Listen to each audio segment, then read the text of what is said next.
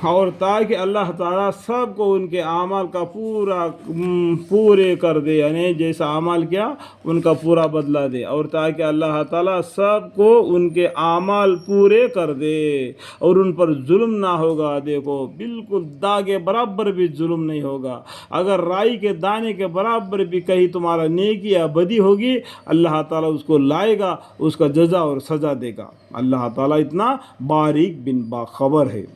اور جن روز کفار آگ کے سامنے لائے جائیں گے، جہنم کے سامنے لائے جائیں گے جو نافرمان لوگوں کو، کہ تم اپنی لذت کی چیزیں اپنی دنیا زندگی میں حاصل کر چکے، دنیا زندگی میں جو چاہتا تھا من مانی گھٹت سے اپنا زندگی بسر کیا، تو وہ وہاں کا تمہاری دنیا میں تمہاری خوشیاں وہاں پر ختم ہوگی۔ اب تمہارے پاس کیا ہے؟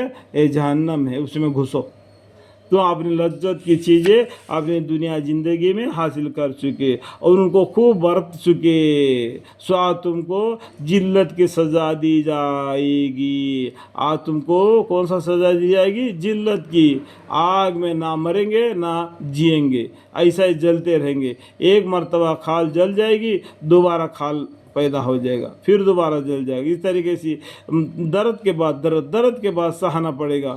جو چیزیں دنیا میں لذت کی چیزیں دنیا میں حاصل کر دی، آخرت میں تمہارے لیے کوئی لذت کی چیز نہیں، وہی جہنم ہے۔ جو متقی لوگ ہیں، پرہیزگار لوگ ہیں، اللہ کے رحمت میں ہو جائیں گے، ان کو وہاں پر ان کو آرام سے جنت کی سایہ ملے گی، اور جو نافرمان ہیں ان کو ذلت کی سزا ہوگی، جہنم میں دی جائے گی۔ اس وجہ سے کہ تم دنیا میں ناحق تکبر کیا کرتے تھے۔ کس وجہ سے؟ تو اب دنیا میں ناحق تکبر کیا کرتے تھے، حق بات نہیں۔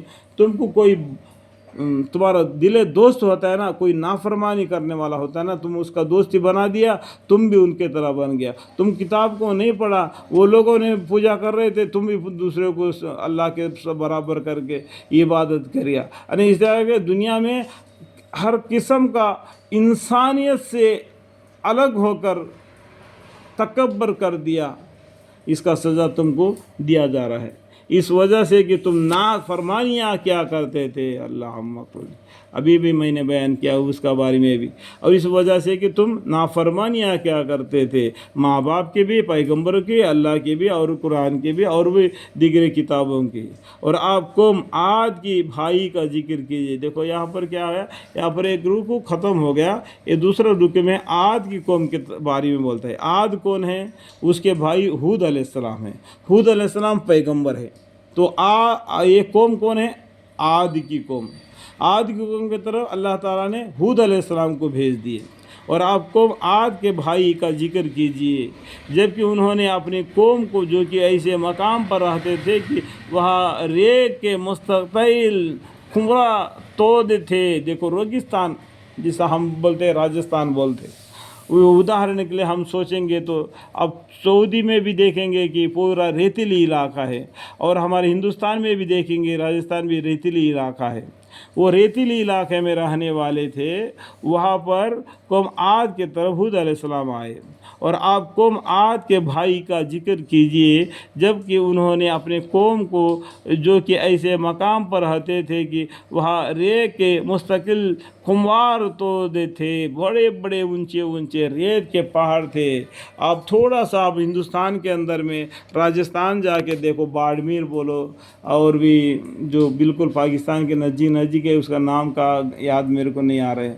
تو اگر ہم دن کو دیکھیں گے، یہاں پر اونچا سا پہاڑ جیسا ریتیلی ملے گا، اور رات کو سو کے اجالے پارے دیکھیں گے، وہاں پر بالکل چٹل میدان ہوگا، کیونکہ جو ہوا چلتی ہے نا، ہوا کے ساتھ ریتی اڑتی ہے، اس لیے یہاں کا ریتی ادھر، وہاں کا ریتی ادھر، تو بدلتے رہتا ہے۔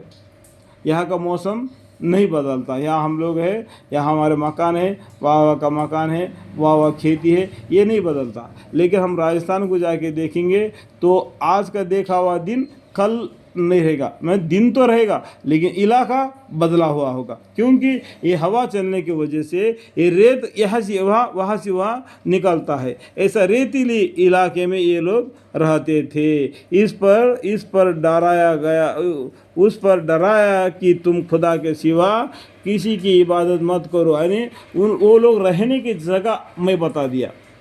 تو وہ ریتیلی علاقے میں بتے تھے، تو ان کو اللہ تعالیٰ نے ان کو ڈرایا ہود علیہ السلام کے ذریعہ، اس پر ڈرایا کہ تم خدا کے سوا کسی کی عبادت مت کرو، اور ان سے بھی پہلے اور ان سے پیچھے بہت سے ڈرانے والے پیغمبر اب تک گزر چکے ہیں۔ بہت سے پیغمبر دنیا میں آئے انسانوں کو ڈرانے کے لیے، اللہ کے حکم سے یہ پیغمبر بھی آئے آپ کو ڈرانے کے لیے۔ آپ راجستھان میں جا کے دیکھو کیسے کیسے مورتیاں کو یہ لوگ عبادت کرتے رہے، بالکل لاچر ہے، اللہم اغفر، جس کی کوئی صورت ہی نہیں۔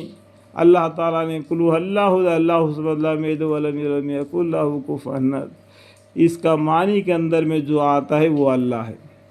یہ 4 آیتوں کے بیچ میں نہیں آتا ہے وہ باطل ہے۔ اللہ معاف فرمائے، گزر چکے ہیں۔ مجھ کو تم پر ایک بڑے دن کے عذاب کا اندیشہ ہے، تم ایسا الٹے سلٹے کام کرو گے، تم پر ایک برے دن کا اندیشہ ہے، اللہ کا عذاب تم پر آئے گا، جیسا کہ یہ آپ سے پہلے ہو گزرے ہیں ان پر آیا تھا۔ یہ سلسلہ وار تم لوگوں نے بنا لیا، یہ اللہ تعالیٰ نے بھی یہ سلسلہ بنا دیا۔ جیسا تم نافرمانی کرے گے، اللہ تعالیٰ جب صبر کریں گے وہ ایک دم ان پر عذاب نازل کریں گے، عذاب کا اندیشہ ہے، وہ کر کے اس پیغمبر میں یعنی ہود علیہ السلام نے عاد کی قوم کو بتلا دیے۔